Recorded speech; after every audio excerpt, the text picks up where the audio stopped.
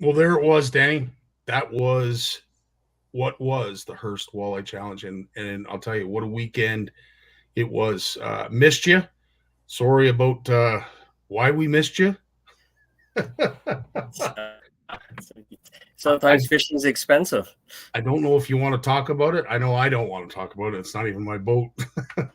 No, yeah, my Mercury decided to give up its bottom end, and we're currently dealing with that. But we have a motor upgrade waiting to go happen, and unfortunately, I'll be fine after the money leaves my hand and the motor's on the boat. That's awesome. Well, Yeah. uh, as I said, it's the worst feeling a boater could ever have is something happening to the boat, but especially when you're out on the water and you know something drastic has happened. Oh, I came off plane, and as soon as I came off plane, you heard that sound. I'm like, that's not normal. And it started a few days of trial and error. And I brought the boat, Legend Boats, that I used to be a part of. They brought me in real quick, thanks to my buddy Sean Leonard, and they diagnosed it very quickly that something internal happened, and we're currently in the warranty process right now. So, wow. Well, let's bring in tonight's special guests. They, of course, kept me well entertained this weekend, as well as all of the anglers. They do an incredible amount of work, and there are a lot of questions and a lot of things we want to learn from these two.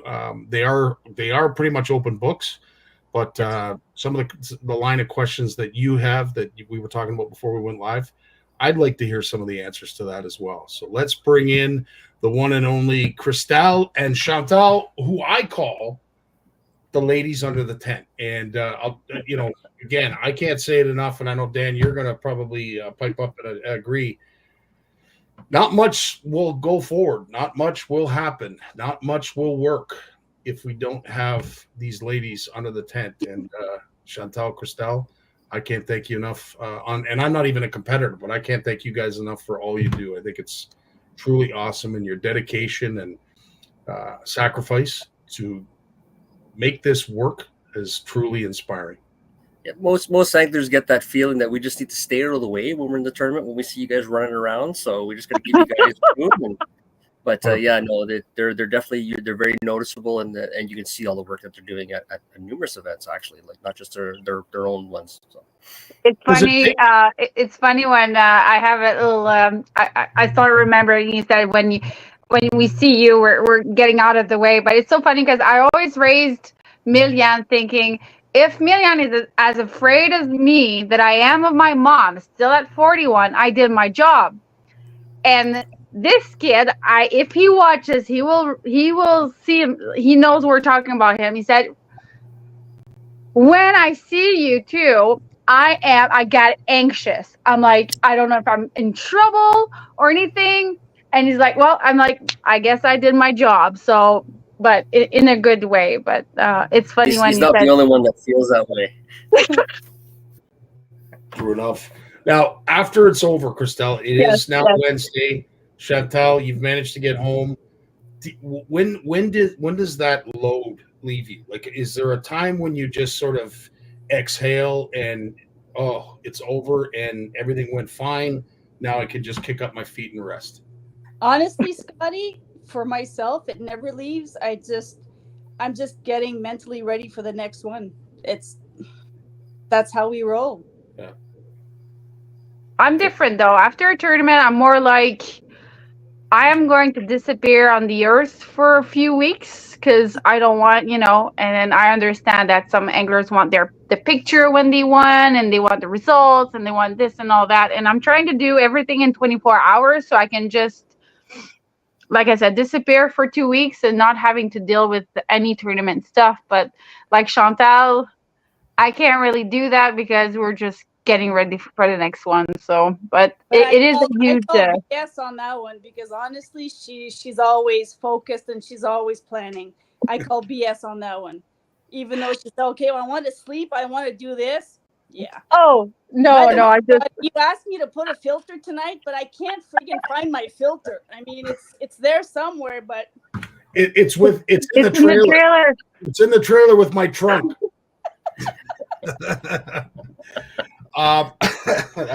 Dan, that's an inside joke that went on. Yeah. Yeah. As I said, like, I mean, Crystal, and I mean this in the utmost respectful way, but you do remind me of a gerbil in a wheel. And when you watch like during the entire weekend, like some of us just get tired watching you run around. But you know what? I know. At the same token, if you didn't, I don't know. I don't know if it would work as well. I don't know. I really don't. But nonetheless, watching you do your thing, Chantal, same thing. I respect the hell out of both of you just because of the effort you put forth and the level of professionalism that you bring. You have fun, and my God, did we ever have fun? There are certain conversations that we won't be able to talk about here, but I just want you both to know I truly enjoyed. I think we tried to crack into some of those before we went live, but yeah, exactly. So, sorry, Danny, go ahead. No, I was just kind of wondering, like people don't realize the amount of work that actually goes into like the positions that you guys hold, and of course you guys are also volunteers. Like it's not, it's kind of, maybe you can shed some light on like all the shit you guys have to do. Yeah. Poof, Chantal, you go first. Where to start? Let's start right now. This year's over with. So now, what is your next move to get next year going, basically? So number one are comments. So we listen. We make sure to listen, and we make sure that the next event, we make sure that the anglers are being heard, or we try to. I mean, that's our number one. We always want to make sure that they leave with good memories, and we don't plan a year to disqualify. We don't plan to make sure they don't like the event. We make sure that when they leave, they have positive memories. And that's, I mean, if people can leave and they're happy, it's a success. Yeah. I mean, we've succeeded. Sure. But I mean, if we have so many positive comments, but if we have one negative comment, that one negative comment, it kills everything. Mm-hmm. And you just, then you're killing yourself. You're kicking yourself. I mean, what could we do? I mean, why did we do this? I mean, what can we do better? We're so hard on ourselves that, and just keep in mind, we don't get paid. This is from the bottom of our heart. And you know what? We're passionate about what we do. If we weren't passionate, let me tell you, I've been doing this for over 20 years now, and I live it, I breathe it. I mean, I sleep on it, and during the night, I'll get up and I'll write notes if I think of something. That's how crazy I am. But anyways, it's a love-hate relationship. Yeah. I love to hate it. I'm gonna keep saying I love to hate it for some reason. And like Chantal said, the negative comments, depending who says it and how it says, and sometimes that comment is not a constructive, comment. Criticism. I guess. Criticism. Sometimes it's like straight to how we do things, and you should do this without knowing the whole context. And I think our job is to educate anglers, and I think they see it a little bit more and more.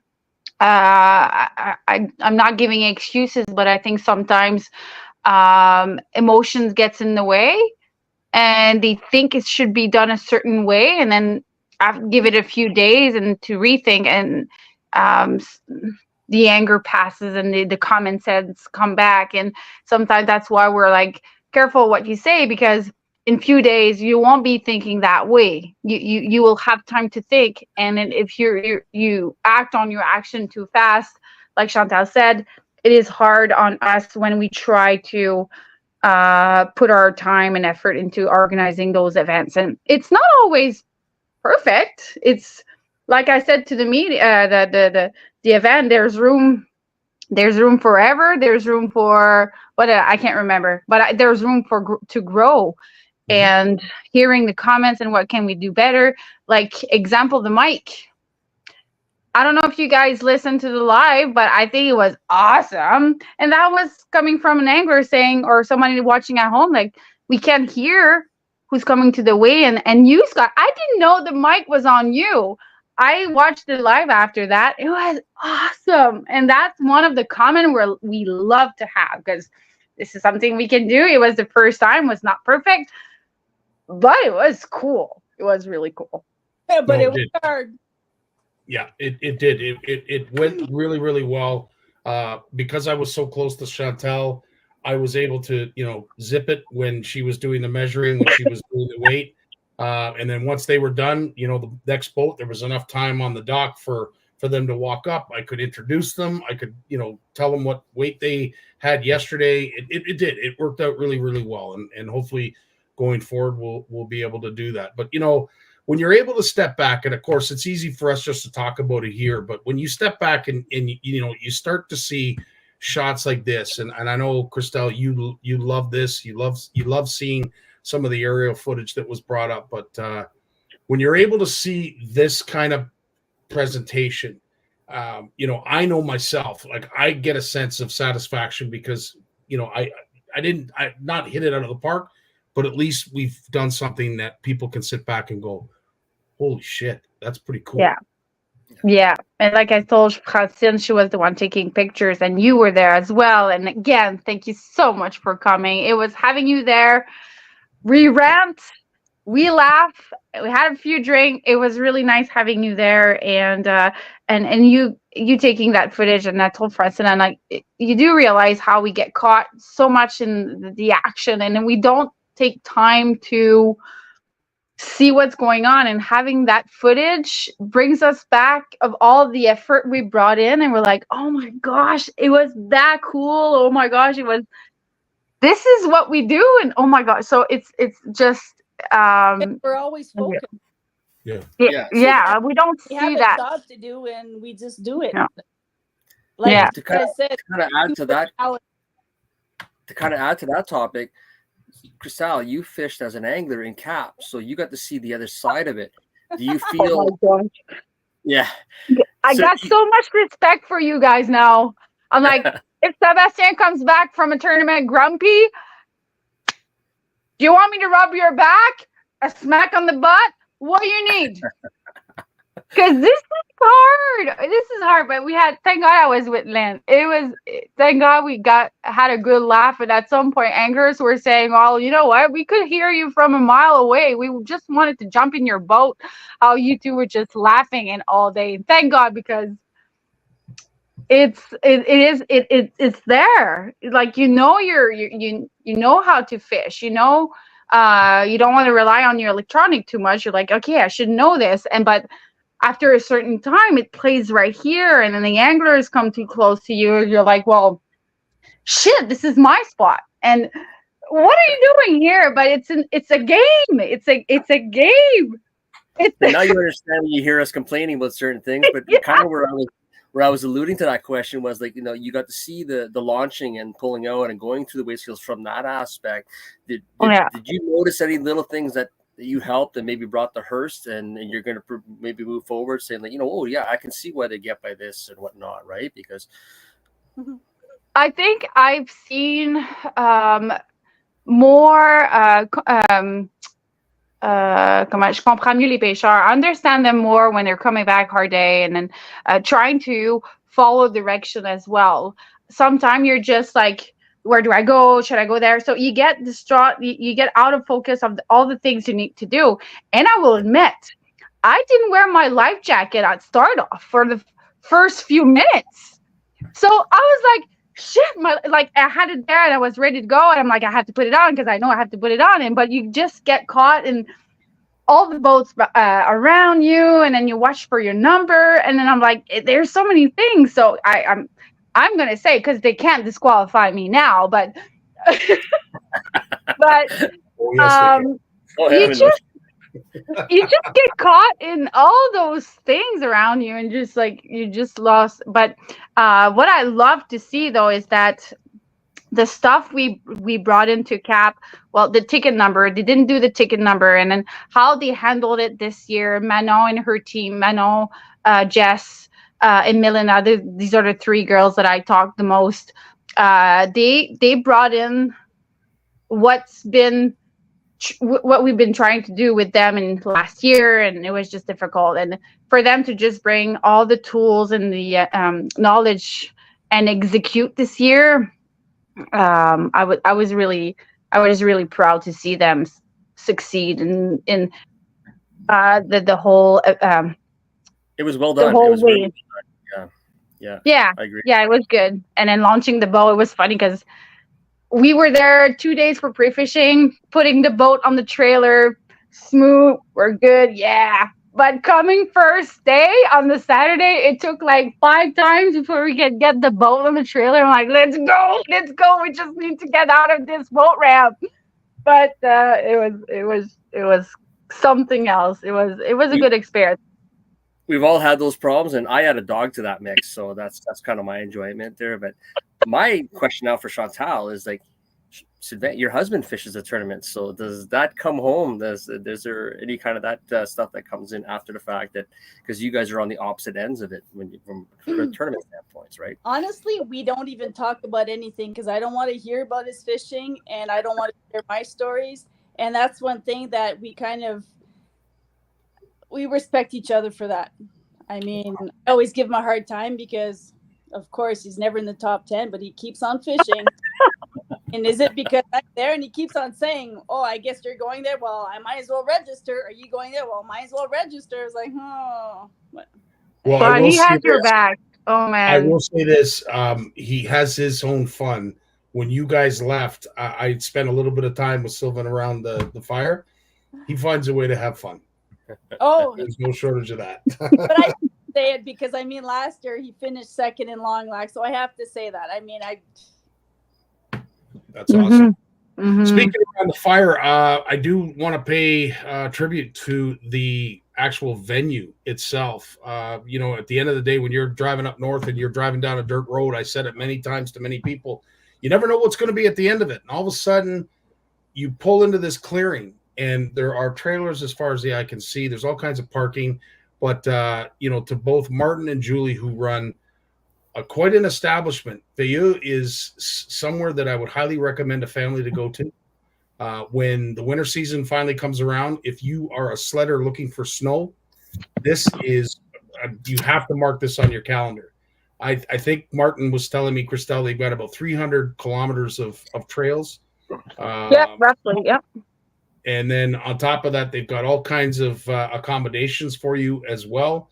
They have fuel on site and one kick-arse restaurant that pumps out some incredible food. So if you're looking for a place to go, you're looking for a place to go that's not as busy as, say, Cochrane, because I know a lot of the folks down here in the GTA, they think Cochrane is the destination. But I've heard many of them say it's like going to the 401 to sled. There's all kinds of people there.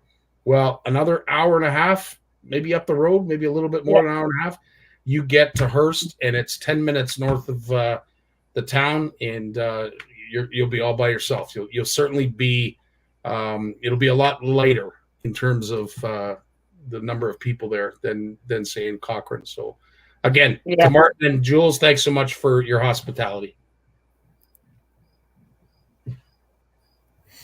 Yes. Thank you, Julie and Martin. Now, of course, under the tent, as we saw prelim, this is where, of course, all the magic happens. The infirmary that was set up by Martin, and I know, Crystel, you had a vision as well, was awesome. We lost very few fish, which was a treat, because at the end of the day, when we're doing our best to try and release these fish, it's nice to know that the majority of them went back. And that is something that I know you guys, as tournament directors, you strive for. You did in Duberville, Chantal, and of course, Matagami, Crystel was no different. And now here up at Hearst, it was the same. I like to think that we're getting better and better. 100%. But a great venue. It was well set up. I would imagine by now it's been taken down by the fishing club. As things were on the next day, Sunday, holy smokes. Oh, yeah, it was brutal. We were only like four people. Oh, some got too drunk the night before, so. Oh, boy. Well, I felt guilty. I will say this. I did feel guilty that I wasn't around to help. But then when I pulled at my driveway at 9:30 at night, it was like I don't feel so guilty because if I had stuck around, it would have been 2 a.m. by the time I got home. No, So, it doesn't make sense. I would have never allowed you to stay. I would have never. well, No. I just felt bad because I didn't know how much help you were supposed to get. I know Martin had said the fishing club was coming the next day, but Ah. yeah. You know what, Scottie? There's one thing there's one thing in the fishing tournament is that volunteers are very, very rare. Like, how can I say this? It's hard to get people. Yeah. So you just do what you got to do. But yeah, especially, can you imagine if we would do a Saturday, Sunday? That's the thing about a Friday, Saturday now is that now as a volunteers, we do have the Sunday to do the tear down, which we would have to take the Monday off. And at the same time, it's also not safe for our anglers to leave on the Sunday because there is the ceremony and some has a few drinks, but at the same time, they spend 2 days fishing and then they leave at around 8 and they get home at around 2, some people. And at least now doing a Friday, Saturday, anglers are staying more and then they leave early in the morning. So if anybody asking why we do the Friday, Saturday now is, yes, we might not have a lot of people on the Friday, but when you're running a tournament, you don't care about the Friday if you're all like only 2 people because you're run on the adrenaline. You're like, woo, you're like, I can do this. But on this Sunday, when you're tired and you need to do the tear down, we might have had a lot of people this year. I think it's just it won't happen every time, but we have a lot more people to help when we feel more tired and when we just want to go home. So having that Sunday, at least more people is off to help for the tear down. So I'm going to ask from a volunteer perspective, Chantal, do you prefer the Friday, Saturday so that you have that Sunday, that leisure drive home on the Sunday? Yeah. Oh, yeah. Because what happens, I'll take Geraldton, for example. I mean, Donna likes to keep her people there and then kind of like the beer garden. And for example, they want money, which is normal. But by the time that I leave, I get home around midnight, 12:30, 1 o'clock. But then I have to get up at 4 o'clock. I have to be at work. So, I mean, I'm not fit for work. But, hey, I have a passion, but I get up and I go to work. Amen. And as an angler fan, you and I have talked about it already before in one of the other episodes. As an angler, you like to enjoy a beverage at the end of it. The Saturday night at Hearst was no different than the championship at Matagami or probably any other venue. It builds camaraderie. You're able to swale a few beers and, have some fun, do some things that you're probably not that proud of when you find out about it the next day. But it is what it is. It's all in having fun. And as an angler, I can imagine, Dan, you appreciate that. And honestly, like I'm a big, huge fan of the Friday, Saturday events. It's nice to hear it from a separate aspect from tearing down the event and everything else. I used to be part of a rock concert where we spent 4 or 5 days setting up, and it was all hard to take the tear down. We had over 200 volunteers that did that. And so that kind of brought me to my next question with these guys is like, do you find that you have your volunteers are repeating? Do you have more of the same people coming in, and do you find them wanting to step up and do more over the years? And just to Scottie's question, when he talked about doing something embarrassing, we're probably all talking about Nick's worm. His worm moved. There he's gone. Poor Nick. Oh, poor Nick. Go ahead, Chantal. You can answer it.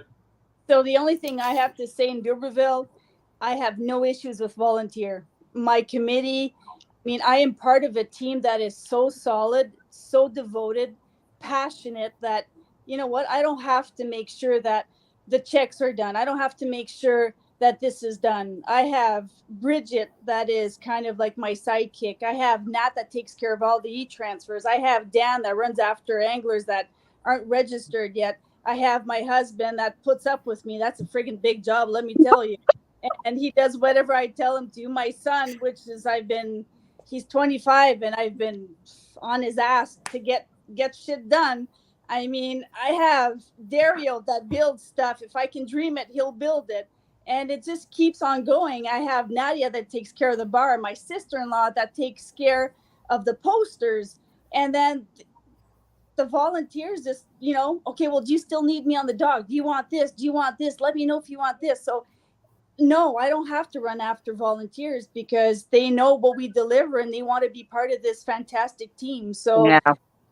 in Dubreuilville, we stick together. We're a small community, but let me tell you that it's always the same ones that give their time. But like they say, now one takeaway that I want to add, because there's a video I want to share right now, but the coolest thing about the volunteers, especially when I was at Hearst, was how young they were. You had the girls on the dock that were landing all the boats, and then of course we had Milian, who was up at the infirmary, and I forget the other girl's name that was there helping her, but they were taking care of the fish, and they were doing a phenomenal job. But if you took a step back, you realized, wow, this is the next generation. It is of anglers, and they are taking the bull by the horns, especially these two lads. And I want to play this video now because Zach and Sam, you got a place in my heart, buddy. Listen, have a listen to this. I'm here with Zach and Sam, and I have to say these two are my number one bag guys when it comes to getting the fish from the boat to the weigh scale and then the bag back. These two run. I don't know what energy drink you guys use and drink, but I tell you, the amount of energy that these two have throughout this whole weekend, you make me feel old and tired. So Zach, le monsieur a dit, il a expliqué c'est quoi vous faisiez, vous courez là, vous portez les sacs, c'est le fun, il dit, je sais pas comment est-ce que vous faites, il dit, moi là je me sens vieux parce que là vous êtes jeunes et vous faites ça. Fait qu'il n'y a pas de question encore. So Zach, what does it mean to you to be a volunteer of the NOWT? Qu'est-ce que ça veut dire pour toi être bénévole pour le NOWT et pour le Hearst Walleye Challenge? C'est quoi pour toi être un bénévole, faire ça avec nous autres? Pourquoi tu fais ça? T'aimes-tu ça venir nous aider? Oui. Ouais. T'aimes ça passer du temps avec nous autres? Yeah. Ouais. Puis, y a-t-il quelqu'un que tu connais qui pêche? Ouais, qui pêche? Mon père, mon grand-père Grandpa, yeah. et mon oncle. Mon oncle Joël. Ouais. Mon oncle Sylvain. Yeah.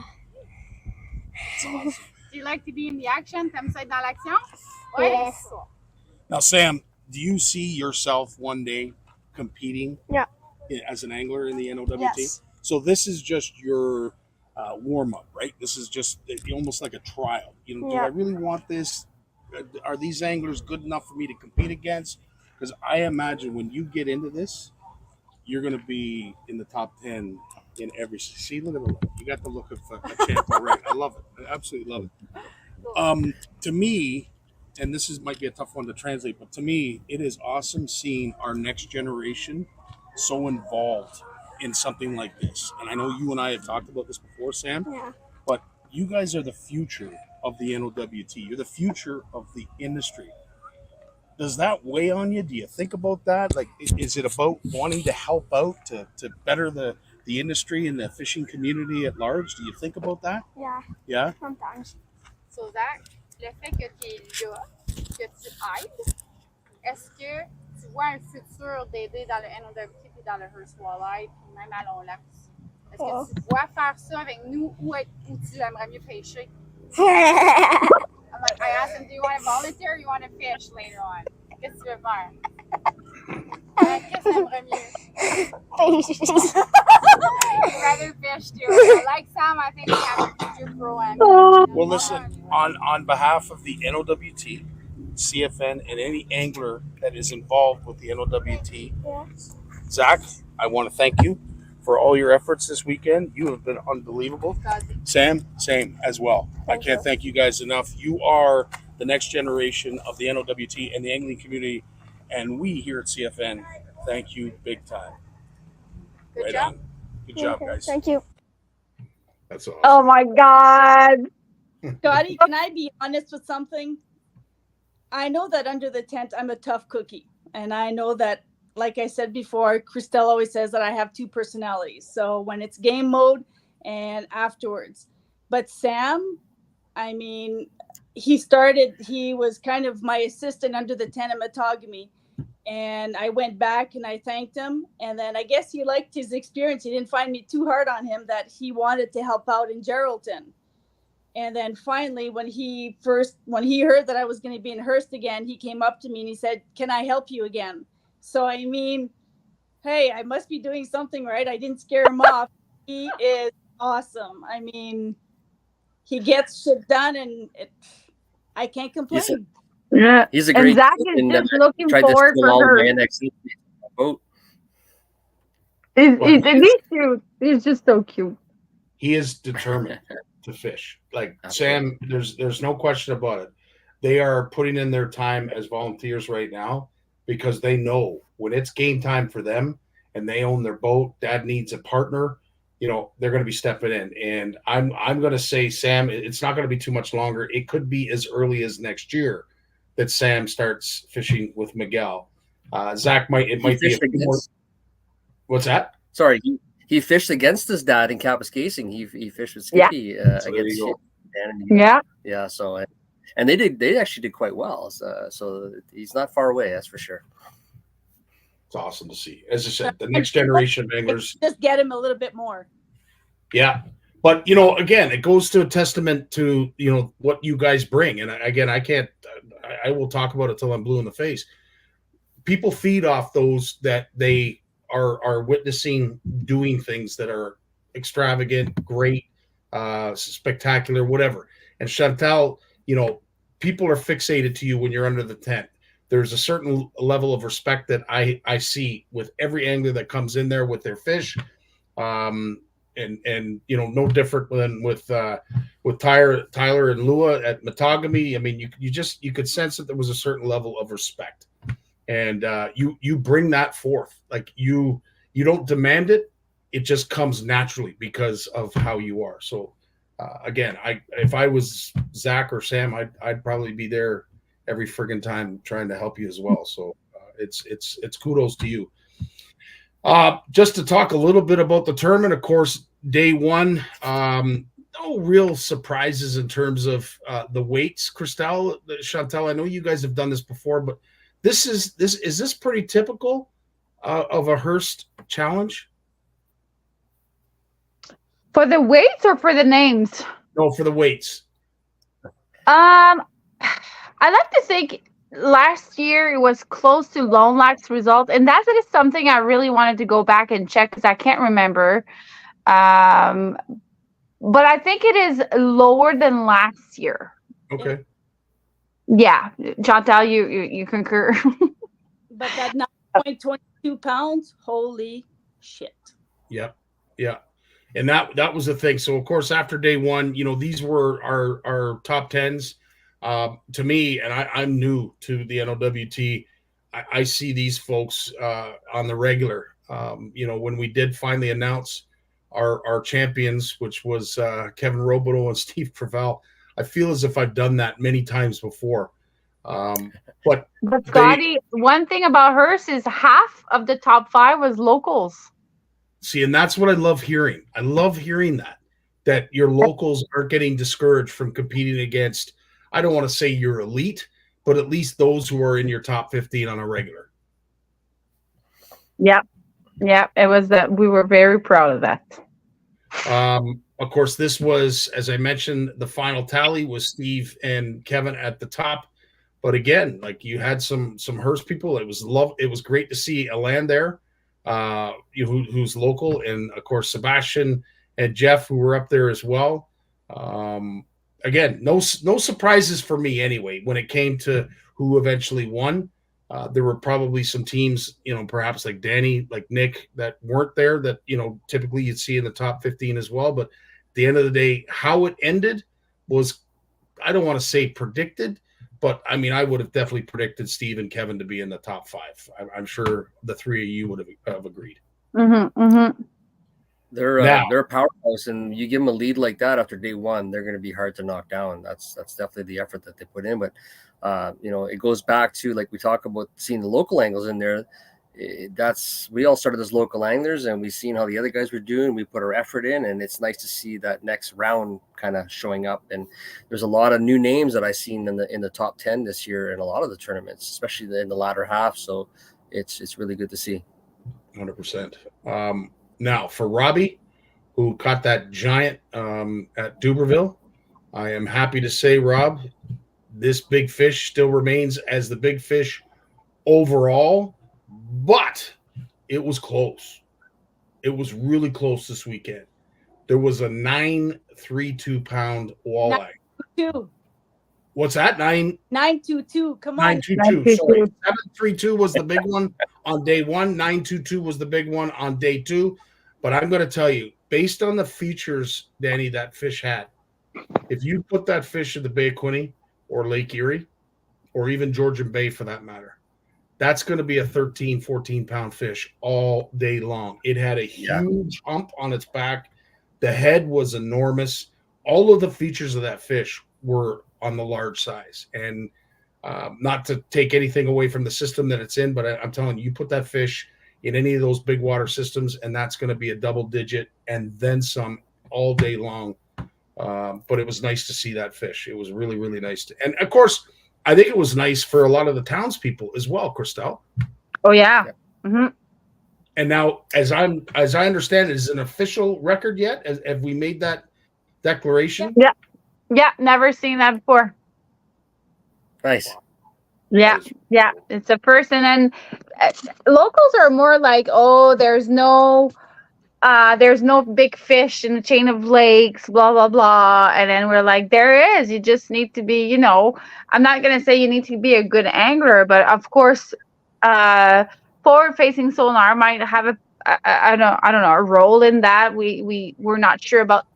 I'm not sure about the whole story with Dave and Marc-Alexandre, but finding that fish proves that there are big fish in a chain of lake. You just need to be either lucky or to catch them. I guess it's find them. Now, some anglers had mentioned that when a fish that size is caught, and of course most of the anglers know how rare of a fish that is to the typical body of water that they've fished. If they've fished that before, or they've talked to many of the anglers. Some had suggested that perhaps if you do catch a fish that size, that it should be brought to the weigh scale immediately. I'd love to hear your take, Chantal and Danny, as an angler. Chantal, you go first. Do you agree or disagree? It's hard to say. You're playing for money. Do you risk bringing it in and catch a bigger one? Look what happened. I'll take my husband, for example. He had 2 overs and they weren't doing too good. They didn't want to risk it. So they brought it in and then went back, caught it 21. So he had to throw it back. But that's the name of the game. Mm-hmm. So a lot of people, what they do is they keep it in their live well. And at the end of the day, if they have an over, but it doesn't survive because they kept it throughout the whole day. I mean, you might have the best live well, but you're still playing with fire. So yeah. And I totally agree with what she's saying, and a lot of it comes down to is just angler management of their fish. I mean, it really I have an extremely good live well in my boat, but I spent a lot of time learning how to fizz fish and how to properly weigh them and when to do it and how to treat them and recognizing their signs of stress and that kind of stuff. And using products like from TH Marine, like G Juice, that helps energize them for releasing. And so, as much as you can put that on the tournament when they get released, the angler caught it. He had to bring it in. Whether he went wide open in 4-foot waves and beat up his fish in his live well, that's on him. The fish don't stand much of a chance. So I agree with that. It is a gamble. You got to spend the time.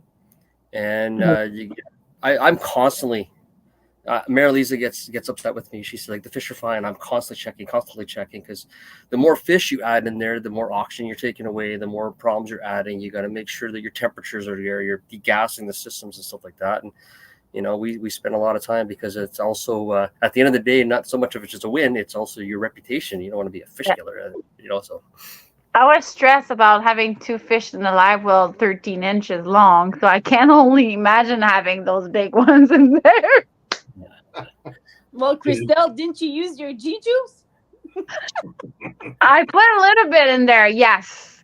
on the first day because our biggest, which was maybe 14 inches, was not, I was like, I was nervous. I was nervous about losing the fish because we needed it, but yeah, Now- but All about juice, the yeah. It's all about the juice. Yeah, and I Absolutely. kept looking, and one other thing, kept counting. Yes, I got 6 fish, Yes. even though we caught 7 that day. It didn't matter if I had 8 because I could only put 6 in the bag. Even the second day, we had 2, and I kept counting. I had 2. It's just stressful. It's very stressful showing up at the weighing station. I don't see Chantal. I don't see Crystel competing at another event anytime soon. No. What do you think? No, well, I'm actually fishing Cap next year for sure. Oh, I'm okay. going back, but that's gonna be the only one. And just because I like to, I have a redemption. I wanna do better, but only one tournament. I'm so not fit for pre-fishing and fish for 2 days and blah blah blah blah. More than one time a Honestly, year, no. I have to be honest. I don't even know how she does it for 2 days in a boat because she has a hard time sitting down at a table to drink or eat during a tournament. So, I mean, she never stays at one place. She's always gone. Where's Crystel? Well, she's gone to do this. Where's Crystel? Well, she's gone here. Where's Crystel? So, honestly, in a boat, Crystel in a boat? No. Well, no. first day I was actually, well, this is really nice. That is why anglers show up here for a few days in advance because they don't have responsibilities. They don't have to pay bills. They don't have to hear their wife nag all day. This is fucking awesome, But tournament time, holy crap, it's so different. So different. You're like, forget about everything I said. This is so much stressful. This is like a totally other game that I'm not fit for. Not And at all. there's the drive home knowing, how much we just spent on that, how much gas we spent, exactly. how much we spent on bait. And yeah, the Sunday ride homes can be pretty humbling sometimes. You're like, well, we Now, got that's one a more great coming up. segue for my next question, which is, and I've watched both of you. Now, I've seen and witnessed both of you at a few tournaments. When it comes to that lull, that time as the boats have blasted off, you've exhaled because everybody's out on the water. You've done your thing. You've got the anglers out. You've checked all the boats. You exhale. What do you do to pass your time as opposed to, Crystel, you just run around in circles? I'm not going to answer that one. Chantal, what do you do? What do you do, Chantal, to pass your time? What do you? Because there's a. And do you prefer to have anglers come in like trickle in with the odd fish here and there to break up the monotony? What do you prefer? This year, Hearst was boring. I mean, we had three boats throughout the whole day. Because, I have my routine. I'm OCD, so I get all the paperwork all done. So all the slips when anglers come in, they're all numbered from 1 to 50 or 1 to how many boats we have. I have to make sure that all the clipboards are ready, the scale is ready, everything is tiered. We have a little book. We make sure to write down the water temperature. And throughout the day, let me tell you, at Hearst, I check the water temperature and I check the water temperature and I check this. And it was like, okay, anglers, let's go. Anytime now. And then this way here gives me more time. Okay, Crystel, did you drink? Crystel, did you eat?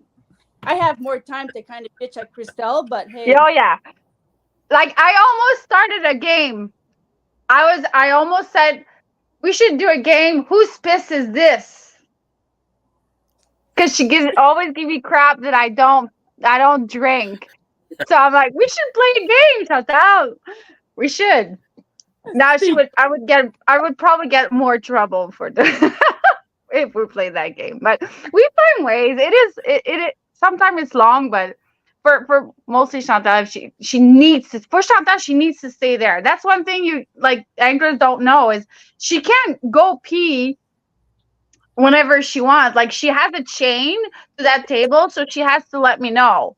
Like she needs to stay there because you never know if an angler is going to show up, and I don't want to worry about. No, not true. But she is there all day, and she makes sure that if an angler shows up, she's not up there at the restaurant having a soup or something. She's really committed to herself to stay there, and yeah. Thank you, Chantal. This was starting to turn into a tournament after dark episode here. It is. Hey, you guys invited us, so hey. Well, listen, Danny, when you put the two of these two girls together, you never know what's going to happen. And I can honestly say the police haven't shown up at the front door, so all is good, ladies. You're doing fantastic. We'll keep Thank going. you. Thank you. I can one up that. I throw my wife in there from occasion, so that adds to the excitement. Can you imagine having Marilisa with us, Chantal? Oh my gosh. I had a question for Scottie. I just wanted to know about the elephant. Did you find the elephant, or were you able to? So my elephant, as everybody knows, has very long ears, a little tail, and his trunk is not something that he's very proud of. It's a little embarrassing. We were saying that it was a big glider. Anyway, you guys can fill in the blanks in between. I'm not going to paint a better picture than that, but yes, Chantal was asking for my trunk size all weekend long, and I think she was getting annoyed when I kept doing this. That's it. That's all it is. It's like in peanuts. That's it. Absolutely. Was that started when we because French and English, there's words we use in English we don't use, and then for Chantal and Jessica this weekend, we always check the tails of the fish and all that. I'm not too sure how it all started, but I know anglers need to be aware out there that we are checking the tails more more than we used to, and tail and cur is, I don't know, is just turned into something else. But I think it all started when we realized, that we're checking for the tails more now than I think it started for me when I realized that, oh wow, there are a lot of French speaking people up here. Okay. They're going to be able to get away with a lot. There's going to be a lot that's going to be said behind my back that I probably don't want to know.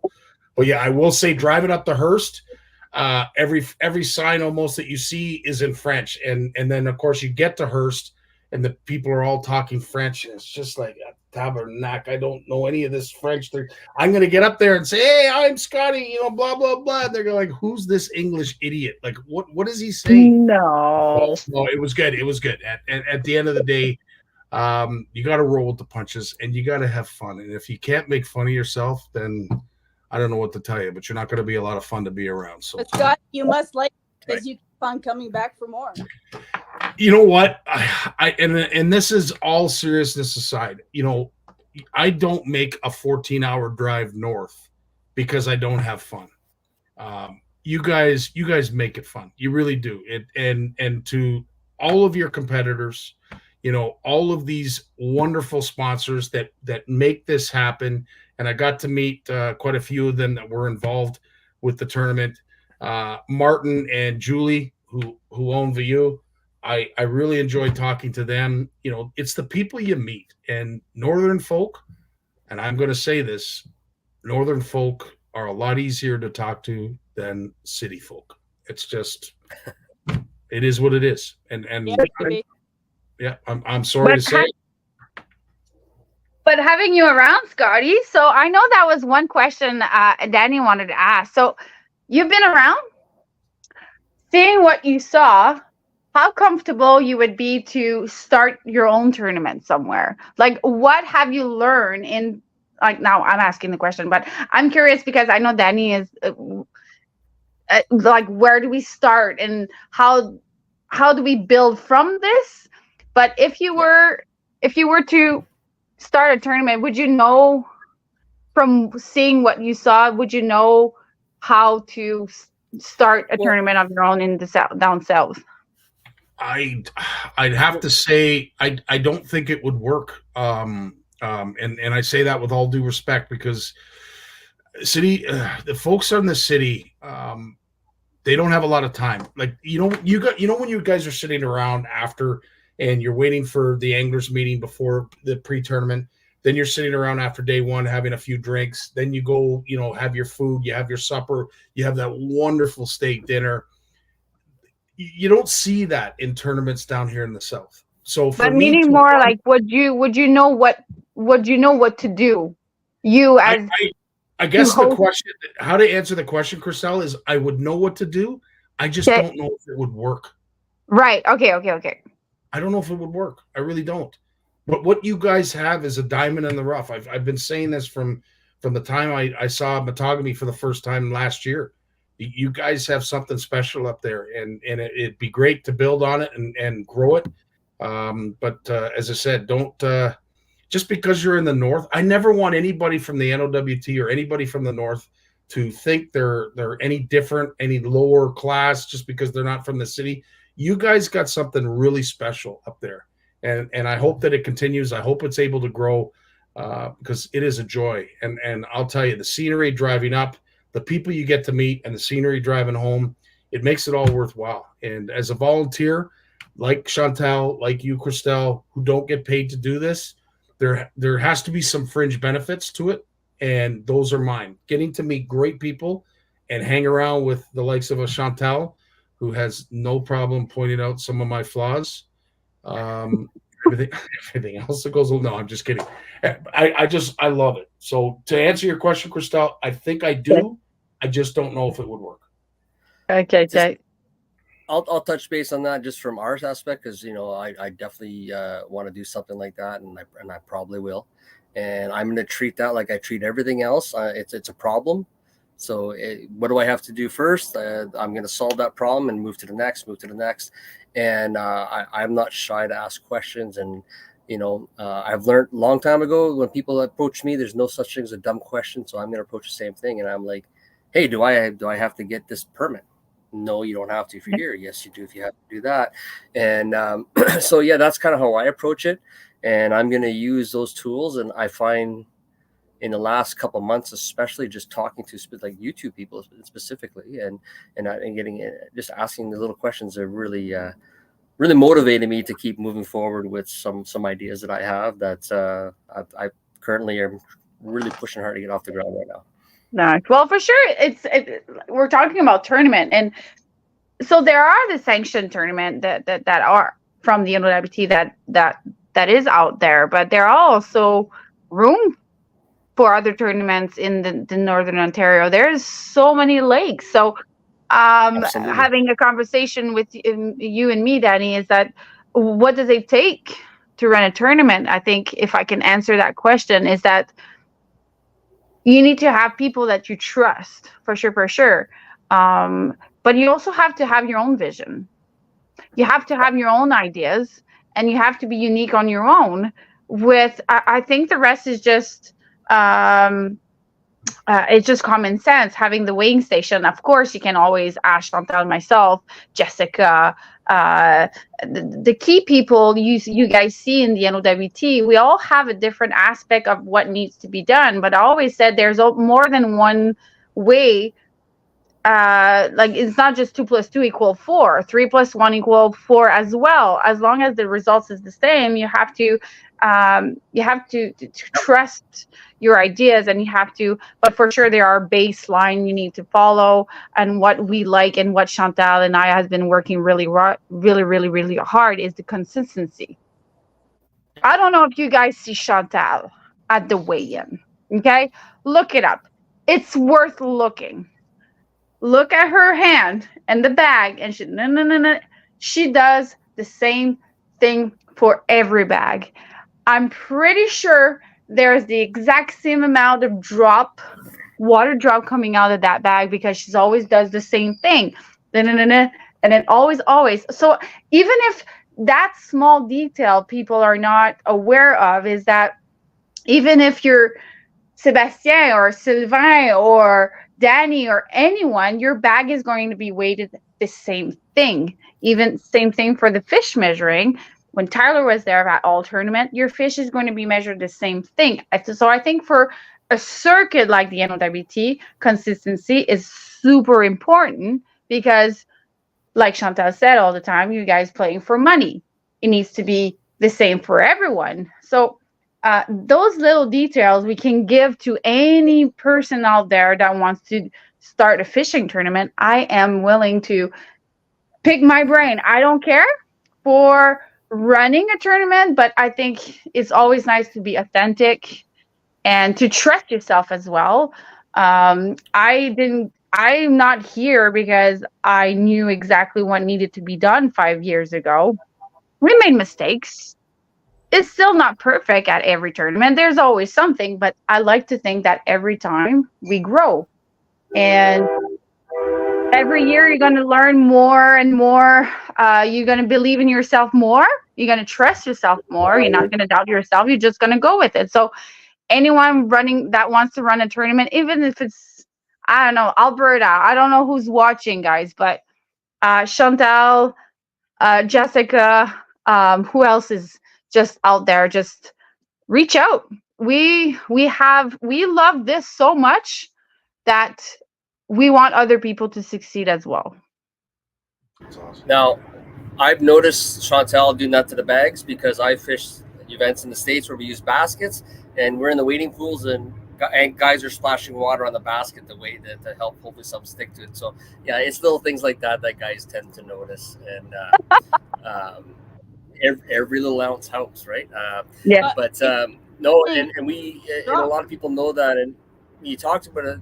First thing for a tournament, in my opinion, is you start addressing them. And I can think of so many areas that would probably do well because number one, it's not necessarily the body of water, but it's the anglers that could show up to it. And then you think the body of water, and then you line up all things. And I know that this is the stuff that I've been paying attention over the last few years doing tournaments and how you guys are trying to organize your thing. And there's tournaments and it's like, well, how's the fluidity going to be? We're going to launch the boats here. We're going to weigh in here. We're going to host the event here. That all matters, and keeping that organized. And it's, for sure.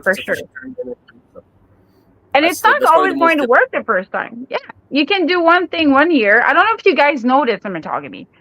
There's always something changing. We're always trying to improve, and then it's not working. Okay, next year we're going to do something else. We had the teepee, we had the tent, and then we had the awning, and then we had the in the weighing station, which is not safe anymore. And we realized that scale is so sensible that if it's not stable, your total weight will not be accurate. So it's so many details that for first timers they will not know, but it's always nice to have people on your side and helping you out with those kind of stuff. But there's so many things that we learn along the way.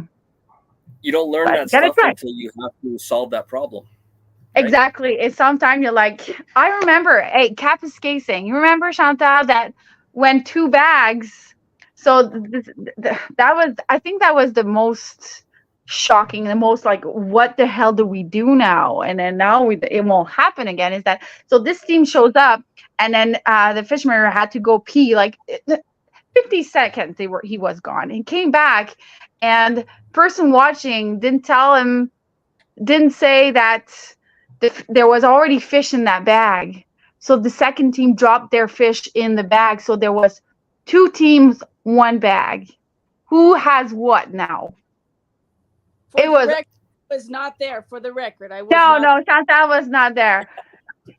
I was like, what the hell do we do? And thank God that angler, one in the team, had it written down what she had. Thank God for that. I don't know what I would have done. I would have probably just split the bag in half. But these are the stuff that you don't want to happen. But that will happen, and you just have to deal with it, and just don't beat yourself up too bad, because the next year it will never happen again. In the next 10 years, you'll never see that. So you need to the people that run tournaments. It's something always going to happen. And those kind of problems that you bump into, that's why you create a rule to say, like, hey, like, most rules are created because something happened or something that was noticed, and you want to prevent it from happening a second time, right? Oh yeah. So I don't know how many times Chantal and I we do this, and absolutely, Chantal and I, every tournament we were going through those rules and say, okay, what needs to be changed, and sometimes it's just a word, and unreal. And then I think we pretty nailed it down to a really good, good base There's always something that changes, but oh yeah, Anglers aren't dumb. They can read the rules and manipulate them. I remember Andy said in 2016, he said, Crystel, you have to treat us like 3-year-olds. And I was running a daycare at that time. I'm like, you are so right. And that's probably why I have a daycare, because I'm good with kids. And I think that's why I was able to have hard times. I don't know, you guys seen on my posts. Sometimes I'm down. Sometimes I feel out of the blue, because it is hard. You have to have, I don't want to say balls of steels, because I don't have any balls, but it's something. It is something. It hits you hard. Chantal mentioned it at first.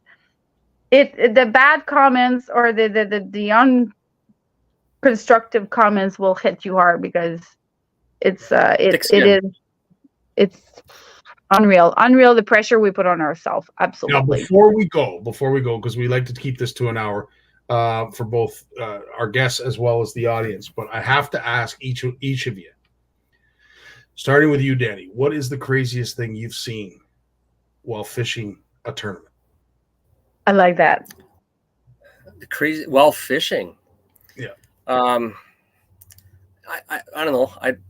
My definition of crazy, I guess, might be a little differently. But I guess I can just, I haven't really seen anything too wild. I've seen boats hit shoals. I've at wide open speeds. I've seen moose swimming and bears swimming, and I've had bears trying to get into my boat while I was fishing.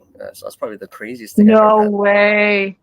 Yeah, it was swimming by, a small little bear about 50 feet away, and we were just joking around. We whistled at it, and then he turned right at us and he highballed. I'm like, holy jeez, I gotta get out of here. He was coming right. Yeah. So, realistically, like you met my circle of friends, so yeah, I've seen a lot of stuff that I'm probably not going to mention. So,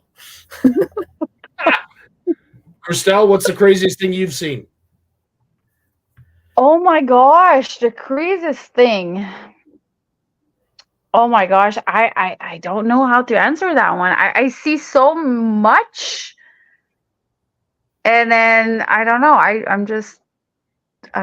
don't know. The craziest thing. Chantal, you go. I'm going to try to think about something, but the craziest thing. Oh God. Oh God. It's a tough one. The tough one. Keep a filter for this one, and I'll just stick to fishing. One of the anglers came up to me and said that I didn't know what I was actually doing. He came up with 6 fish, 5 walleye and a perch. So I told him, I said, well, that's a perch. He said, well, honestly, you're a female. You don't know what you're talking about. How was the funeral? How did the funeral go? Yeah. Dingo. Well, I have a crazy story about, yes, dealing with me being a female in that industry is I was doing security on the lake, and this guy, his motor died or something. I don't know. He was coming back with his trolling motor, and I showed up to pull him, to bring him back to the weighing station. He's like, no, I'm not getting pulled by a woman. So I'm like, ciao. All right, then. Hope you make it on time. Wow. But that was a long time ago, and yeah, that was a long time ago, and that's fine. But I met Andre like that. We had to pull him out of the lake because his motor broke, and that's how I met Andre. Is we pulled him back to shore because So the crazy thing, he was okay me pulling him. So, but yeah, that was crazy. I'm like, well, okay, well, there's nothing I can do. Hope you make it back. I've broken down and had to be rescued by my mom, so I got no problems with getting help from any girl. So. Broke down. That's what I wanted to say. Broke down. Yeah. Nice. Your mom, even more special. Why not? Yeah. Nice. And she was nice enough. She brought us beer for the tow home, so it worked out very well for all of us. It was an enjoyable ride. So Scottie, back at you. Yes. Been with us. So now, typically, I don't fish tournaments. No, you don't have to. Wait. Fishing. So I will say, and it's too bad I don't have the video queued up, but I hope everybody. Sorry, it's going to go a little bit long. I'll try and keep the story as short as possible. But it happened up in Tazen Lake, which, if anyone knows where Tazen is, it's right on the border of northern Saskatchewan and Northwest Territories. It is known for its giant lake trout. So I'm out there with Scott Stewart and Lyndon Rempel, and Lyndon had this double blade, like it's like a Williams wobbler in tandem, and he had been dragging this around because the week before he had clients up there and he caught a lot of fish with them. Well, things weren't going all that well with this double bladed thing that he has, and unfortunately, he didn't catch a lot of fish while we were up there. So I think he was starting to get a little frustrated. Then all of a sudden, I think it was near the last day, his rod doubles over, and he's got a big fish. So every time a lake trout is caught, especially with some of our heavier set folks, it's a Chinese fire drill. Every time a fish is being reeled up, someone's grabbing the net, someone's turning on the camera. You know, we're trying to make a show out of this. So it's sheer chaos. Anyway, I'm leaning over this 16-foot tinner with the net, ready to scoop up the trout. I see his double-bladed get-up, whatever the hell you want to call it, come up out of the water. Now, right away, I know this isn't normal. There's something wrong here. And then all of a sudden, I see the last treble on this tandem setup hooked to a small branch. Now, Scott is trying to narrate everything. Scott Stewart, who was with me, he's narrating everything on the camera. And he all of a sudden recognizes what I have now seen for the last 3 minutes, that the blade is the bait is up here in the air. And now there's a stick that is wound to this line that is all bound up at the end of this stick. And Scott's realizing. He's like, Scott. I said, Scott, I get it. Lyndon, get the fish in. No, but hold on a second. I said, no, just get the fish in, because this twig, it's the size of your finger. There's nothing to it. We finally get the fish in, and there's a sense, all of a sudden, there's like everybody just sort of stops because it's now sinking in what has happened. Lyndon lets this roar out. Like, I swear to people in the Yukon could hear him laughing. It was so friggin' loud. What happened was the second Williams wobbler, the treble hooked into a branch that was about this long. It was no thicker than a straw that you'd get at a fast food joint, you know, to drink your drink. A ball of braid was wound up. There was 20 feet, maybe not, maybe 10 feet. Let's say 10 feet of line to a Savage Gear, whatever you want to call it, that was then hooked up to a 4-pound lake trout. When that branch came to the surface and started to dry out, it broke up like toothpicks. So there was literally nothing to it. But the fact that he was able to catch this lake trout that was wound up with all the braid to a piece of wood that was the size of a pencil, that was the craziest thing I've ever seen. It was honestly, I don't think I'll ever see anything crazier than that. But the shenanigans and as I said, the Chinese fire drill that accompanied all this is what made it. And one of these days I'll share the video again, but it is literally the funniest thing I've ever been a part of. Oh, well, I'm invested, Scottie. I want to see that. I will show you. But now that you hear the background story, because I'm hanging over with the net, so I'm seeing everything.